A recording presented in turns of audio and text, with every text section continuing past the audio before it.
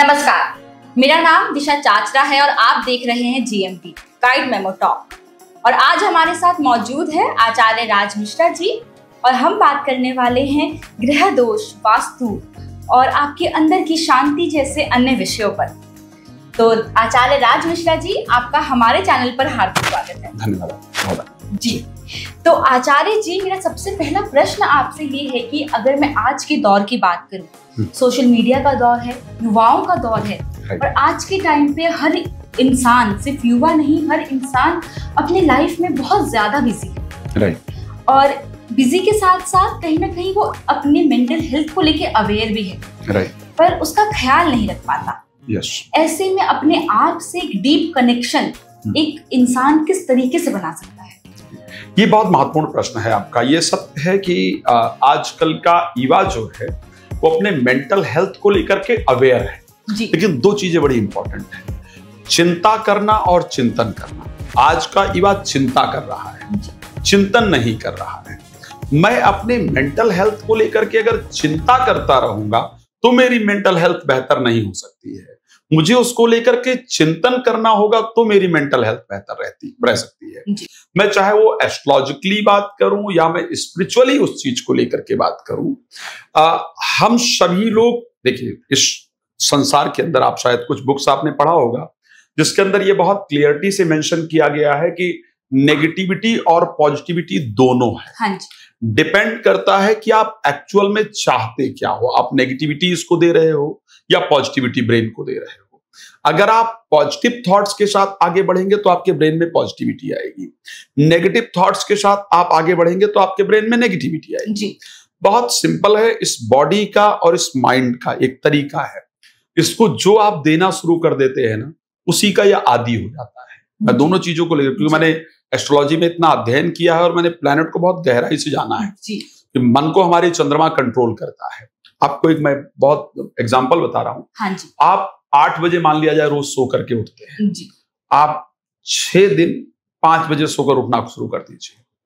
7वें दिन आपकी बॉडी और आपका ब्रेन दोनों एक्सेप्ट कर लेगा कि मुझे 5 बजे सो के उठना है। 6ठे दिन से आपका 5 बजे नींद खुलना शुरू हो जाएगा।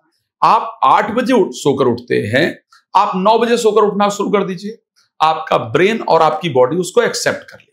राइट? तो जब भी इस शरीर का, और इसी प्रकार आपके मस्तिष्क का नियम है कि आपका ब्रेन क्या करता है, उसको लगता है कि नहीं, मुझे एक आदत सी पड़ गई। जैसे मैं आपको एक एग्जांपल बताता हूं। हम जीवन में कितना भी आगे बढ़ जाएं, हम यूएस चले जाएं, हम कनाडा चले जाएं, हम ऑस्ट्रेलिया चले जाएं, कहीं भी चले जाएं, लेकिन जब आपको आपके क्षेत्र का म्यूजिक सुनाई देता है ना, आपके क्षेत्र का जब फूड आपको मिलता है ना, तो आप उसकी तरफ अट्रैक्ट हो जाते हैं ना, आपको सबसे बेहतर लगता है, बेशक आप 7 स्टार में खाना खा रहे हैं। इसी प्रकार से जब ब्रेन को एक आदत पड़ जाती है, जो लोग नेगेटिव सोचना शुरू कर देते हैं, नकारात्मक सोचना शुरू कर देते हैं, तो ब्रेन को एक आदत हो जाती है कि मुझे तो नकारात्मक ही चाहिए। तो फिर कंडीशन, आपकी जो मेंटल हेल्थ है वो खराब होना शुरू हो जाती है। आपको उसके लिए पॉजिटिव सोचना शुरू करना होगा। आप धीरे धीरे पॉजिटिव सोचना शुरू करेंगे। आप ये डिसाइड करना होगा आपको कि मेरे लिए इंपॉर्टेंट क्या है।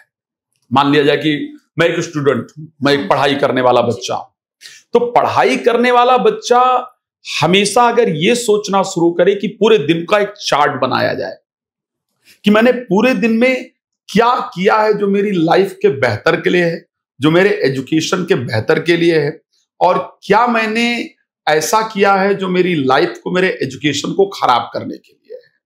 जो मैंने बेहतर किया है उसको धीरे धीरे मैं इंक्रीज करता चला जाऊं, जो मैंने खराब किया उसको धीरे धीरे मैं डिक्रीज करता चला जाऊं, तो मेरी परिस्थिति अच्छी हो जाएगी। तो इसी कारण से मेंटल हेल्थ खराब क्यों हो रहा है? क्योंकि हम चिंता कर रहे हैं, जो पीछे हमारी चीजें निकल गई हम उसको लेकर के चिंता कर रहे हैं। आपको पता होगा ब्रह्मोस मिसाइल ने इस बार जब ऑपरेशन सिंदूर में इतना बड़ा रोल प्ले किया कि शायद पाकिस्तान से लेकर के चाइना तक की, मतलब जो शब्द थे वो खत्म हो गए, शायद वो समझ नहीं पाए हमें क्या करना है। 1995 में जिन्होंने इस पर काम करना स्टार्ट किया था, उनका एक दिन आर्टिकल छपा था, तो उन्होंने बहुत सुंदर शब्दों में कहा कि जब भी आप लाइफ में कुछ अलग करना चाहते हैं, कुछ नया करना चाहते हैं, तो उसमें आप बार बार फेल होते हैं। लेकिन उस फेल होने से आपको सीखने की आवश्यकता होती है, ना कि जो मैं फेल हुआ मैं उसके बारे में सोचता रहूं। तो मुझे लगता है कि जो मेरा आज का युवा है वो मेंटल कंडीशन को अच्छी करने के बारे में चिंता कर रहा है कि मेरी मेंटल कंडीशन अच्छी नहीं है, लेकिन उसके बारे में चिंतन नहीं कर रहा है, जिस कारण से मेंटल कंडीशन अच्छी नहीं हो पा रही है। और क्योंकि चंद्रमा रिप्रेजेंट करते हैं मेंटल कंडीशन को, जनरली आपका जब चंद्रमा कुंडली इत्यादि के अंदर खराब होता है तो आपकी मेंटल कंडीशन कंट्रोल में नहीं होती, over thinking, anxiety, phobia, negativity. अब मेंटल कंडीशन को ठीक करने का रास्ता क्या है? मेरी दृष्टि से स्पिरिचुअलिज्म एकमात्र एक रास्ता है, और उस स्पिरिचुअलिज्म में भी मैं क्लियर कह सकता हूं सनातन धर्म एकमात्र रास्ता है जो आपके मेंटल कंडीशन को बेहतर कर सकता है। कैसे कर सकता है उस पर हम लोग बात चर्चा करेंगे। जी। तो आचार्य जी, अभी आपने कहा कि आज का जो युवा है कहीं ना कहीं ओवर थिंकिंग, डिप्रेशन का आपने जो डिप्रेशन टर्म जो यूज किया, पर अगर आज के टाइम पे हम सोशल मीडिया पे देखें तो बहुत से ऐसे युवाएं हैं जिनको मजा आ रहा है, मतलब कि वो रील भी ऐसी ही देखेंगे जिसमें कहीं ना कहीं एक नेगेटिव वाइब हो या एक सैड, उनको ना उदास रहने में कहीं ना कहीं बहुत मजा आ रहा है। तो इस पर आप क्या कहना चाहेंगे? देखिए, मैंने आपको बहुत क्लियरली कहा कि क्योंकि हमने अपने ब्रेन को समझा दिया है। जी। देखिए, कुछ लोगों की अगर बात करूं, वो एक प्रॉब्लम होती है जब भी आपके कुंडली में चंद्रमा राहु के साथ जाकर के बैठ जाए, चंद्रमा शनि के साथ जाकर के बैठ जाए, या चंद्रमा केतु के साथ बैठ जाए, तो आपका ब्रेन इस कंडीशन में बन जाता है। लेकिन उसके साथ साथ उसको भी बाहर निकाला जा सकता है, उसको भी पॉजिटिव किया जा सकता है। लेकिन जब आपने ये सोच लिया, अपने ब्रेन में बिठा लिया, से आपको एक एग्जांपल मैं बताता हूं, जिससे आप प्रेम करते हो उसकी आपको कभी बुराई नजर नहीं आती जी। और जिससे आप नफरत करते हो उसकी कभी अच्छाई नजर नहीं आती, राइट।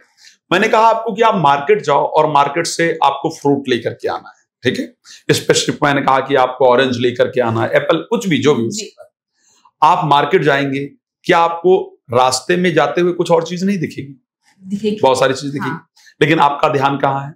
जो चीज मुझे लाने को बोला गया। यस, तो आप हमेशा उसी चीज को ध्यान में रखेंगे। तो क्योंकि जो इस कंडीशन में रहते हैं, जिनको सैड रील देखने की आदत पड़ चुकी है या जिनको ऐसे कुछ लोगों को डरावनी मूवीज देखने की आदत पड़ चुकी है, तो उन्होंने लाइट बंद करके रहने की आदत पड़ चुकी है, अकेले कमरे में रहने की आदत पड़ चुकी है। ये लोग वो हैं जिन्होंने अपने ब्रेन को नकारात्मक फूड देना शुरू कर दिया, ब्रेन को बता दिया है, ब्रेन यूज टू हो चुका है कि मुझे तो यही मिलना है, मुझे तो ऐसे ही चलना है। लेकिन ये कंडीशन कहीं भी आपके लिए अच्छी नहीं।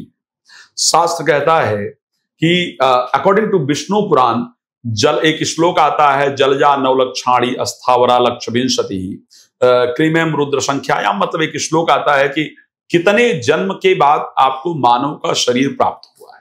जलजा नवलक्षाणी, 9 लाख बार हम लोग जल के जंतु बनते हैं, मछली, ये सब जो जल में रहने वाले। अस्थावरा लक्ष्य विंशति, 20 लाख बार हम लोग पेड़ पौधे और ये सब बनते हैं। इसी प्रकार जो कीड़े चलने वाले, क्रिमेम रुद्र संख्यायाम, 11 बार हम लोग कीड़े मकोड़े बनते हैं। इसी प्रकार 84 लाख योनि व्यतीत होने के बाद फिर हम लोगों को मानव शरीर मिलता है। तो मानव जन्म किस लिए मिला है?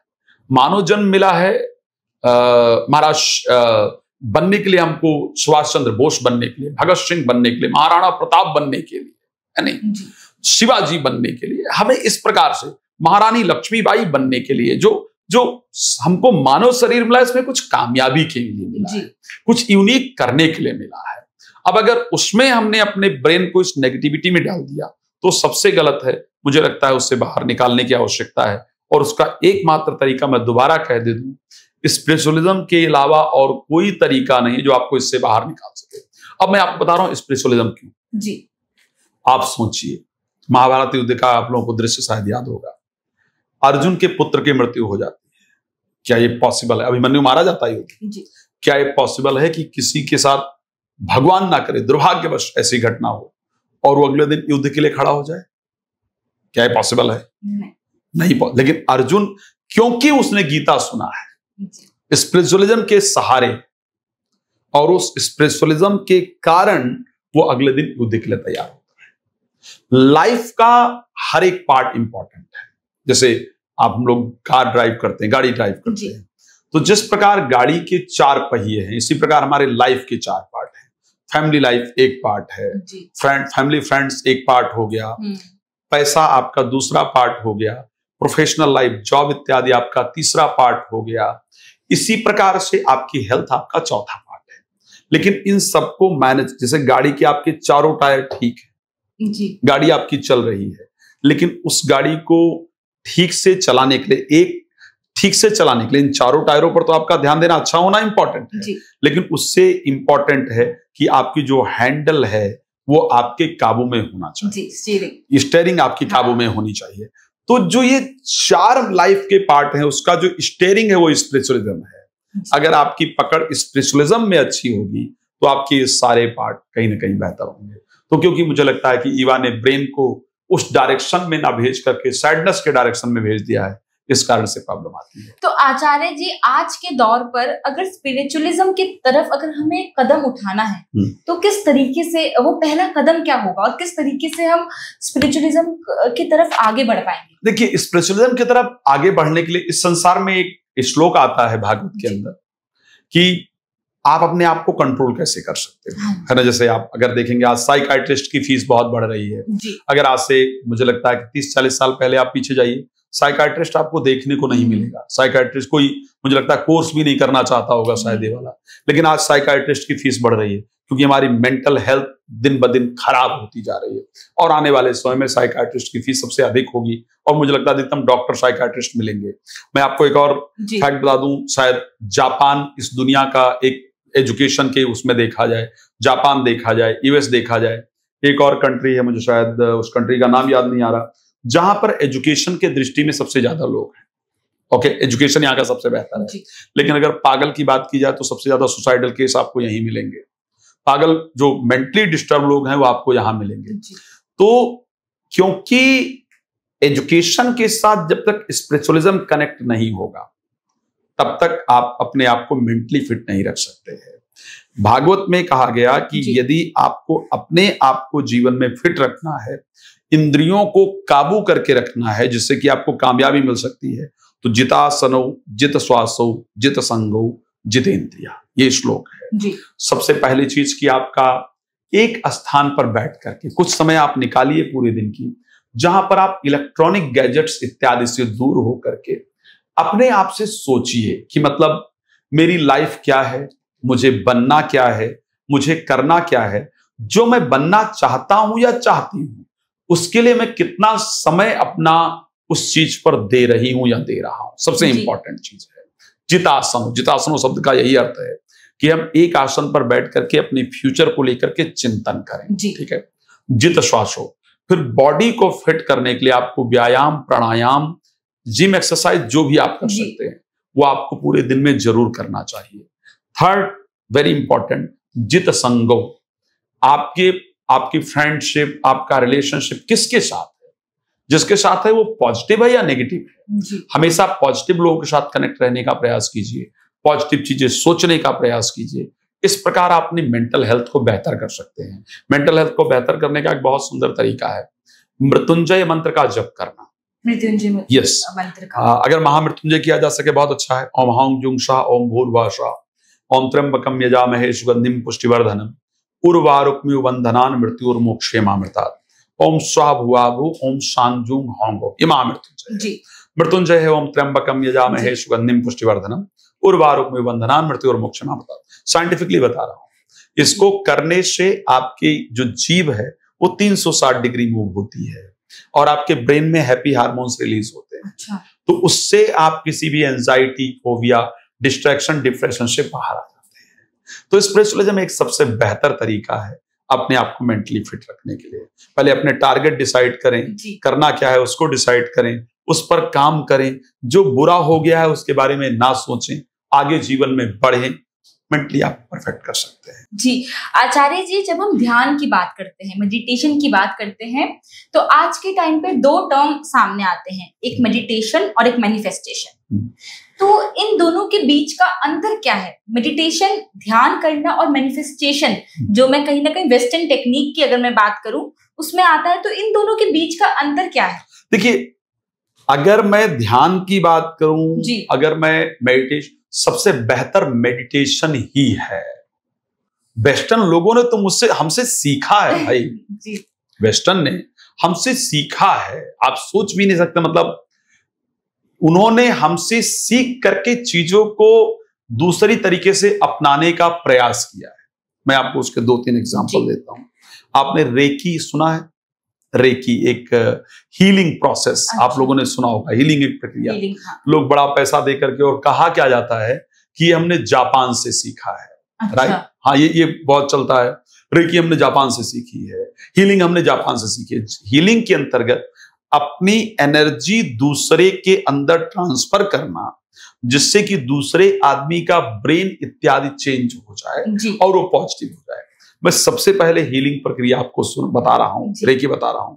भगवान राम जब जनकपुर जा रहे होते हैं धनुष यज्ञ के लिए, तो रास्ते में ऋषि गौतम की वाइफ होती हैं, जिनके ऊपर की एक कलंक लगा होता है इंद्र के साथ रिलेशन को लेकर के। उनके हस्बैंड ने उनको त्याग दिया होता है, उनको श्राप दे दिया होता है। जब आपके ऊपर कोई ऐसा आरोप लग जाता है ना, जो बहुत अनएक्सपेक्टेड होता है, जिसको कोई एक्सपेक्ट नहीं कर रहे होते हैं, शायद जिसको हो सकता है कि आप सोचते ना हो कि ऐसा आरोप लग जाए, कोई गलती अनजाने में भी हो जाए, तो आप एकदम पत्थर की तरह हो जाते हैं नहीं होता जी। मतलब कि मैंने तो सोचा भी नहीं था, मेरे लाइफ में ऐसा आरोप कैसे लग गया। तो जो गौतम ऋषि की पत्नी है, वो स्पेशली उस आरोप के कारण पूरी पत्थर बन गई है। भगवान राम पहली बार आते हैं, गौतम नारी श्राप बश उपल देह धैर्य, चौपाई है रामायण की। चरण कमल रज चाहत कृपा करो रघुवीर, उनको स्पर्श करते हैं, उनकी पहली हीलिंग प्रक्रिया करते हैं, उनकी रेकी जिसको कहा जाता है उसको करते हैं, और वो दोबारा अपने नॉर्मल लाइफ के अंदर आ जाती है। तो स्टार्ट कहां से हो? हमारे हिंदुस्तान से हुआ। हमारे यहां एक परंपरा थी कि आप जब किसी को प्रणाम करते थे, तो आप अभी तो दंडवत प्रणाम हमारे यहाँ का है। दंडवत का मतलब क्या है शायद हम लोग जानते नहीं। दंडवत का मतलब होता है, दंड कहते हैं लाठी या डंडे को। डंडे की तरह गिर जाना। डंडा फेंको तो कैसे होता है? खड़ा नहीं रहता, हाँ, गिर जाता है। तो डंडे की तरह किसी के चरणों में गिर जाना, उसको दंडवत प्रणाम कहते हैं। तो जब आपका मस्तक किसी गुरु से या किसी पॉजिटिव व्यक्ति के चरण यहां पर स्पर्श करते हैं ना, तो उसके अंदर जो पॉजिटिविटी वो आपके मस्तिष्क के द्वारा, सहस्रार जो आपका चक्र है, इसके द्वारा आपकी बॉडी में एंटर कर जाती है। तो उससे आपका जो जीवन है वो पॉजिटिव होता है। तो हमने फॉरेन में जीना ही नहीं सीखा था, जीना हमने उनको सिखाया भाई। हम विदेशियों से कुछ सीखें, वेस्टर्न कल्चर को अपना करके शायद हम अपने कल्चर को खत्म कर रहे हैं। धीरे धीरे हमने वेस्टर्न्स हमारे कल्चर को अपना रहे हैं जी। एस्ट्रोलॉजी, मैं एक बहुत बड़े न्यूज़पेपर का आर्टिकल बता रहा हूं। 2000 के बाद जन्मे बच्चे अमेरिका में 2500 रुपए महीने दे करके 75% बच्चे एस्ट्रोलॉजिकल ऐप यूज करते हैं। अब बताइए, एस्ट्रोलॉजी वहां का विषय है, हमारे यहाँ का टॉपिक, हमें वो फॉलो कर रहे हैं। कृष्ण, आप देखिए कितने लोग भगवान कृष्ण के भक्त बने, कितने अंग्रेज आप आकर के देखेंगे वृंदावन में और जगह जगह पड़े। तो ध्यान एक्चुअल में हमने विदेश को दिया, उन्होंने हमारी कॉपी की, और फिर उन्होंने जो शुरू किया वो जनरली हम धीरे धीरे, हमको लगता है कि हम विदेश से अडॉप्ट करें, क्योंकि ये उन्होंने कहा। मैं एक बहुत बड़ा एग्जांपल आपको बता रहा हूं, जो फॉरेन की आप चर्चा कर रहे हैं। हमारे श्री रामचरितमानस के अंदर मैं एक और दूसरा एग्जांपल है। विदेश में व्रत स्टार्ट किया गया, फास्ट एक्सटेंडेड मून डाइट। ये विदेश में जो सेलिब्रिटीज हैं, स्पेशली यूएसए में या यूके में, ये उसको कर रहे हैं, एक्सटेंडेड मून डाइट। आपको पता है एक्सटेंडेड मून डाइट क्या है? एक्सटेंडेड मून डाइट है एकादशी जो तिथि होती है, एकादशी से लेकर के पूर्णमासी तक जो होता है, किसी पंडित ने उनको बताया होगा, पक्का है। वो 5 दिन के अंदर वो क्या करते हैं, 3 दिन फास्ट रखते हैं और 2 दिन सबसे कम खाना खाते हैं। उन्होंने रिसर्च किया कि इन 5 दिनों में खाया हुआ